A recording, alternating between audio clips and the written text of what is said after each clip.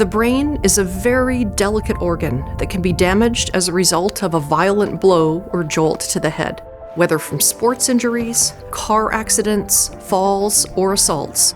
Brain injuries can happen to anyone at any age and represents one of the major causes of disability in Canada. Yet far from being a static structure, the brain has the capacity to adapt in response to injury and to reorganize its functions or connections in a process called neuroplasticity.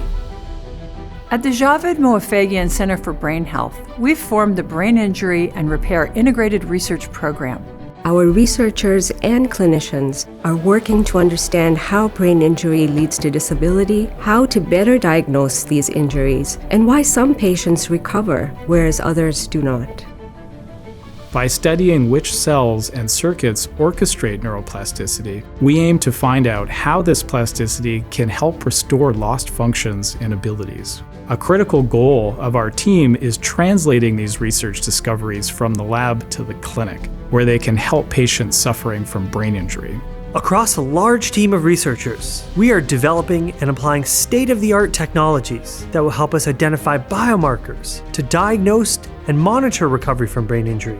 This will allow us to develop, test, and apply personalized therapies that can improve the rewiring of neurons in the brain and facilitate rehabilitation.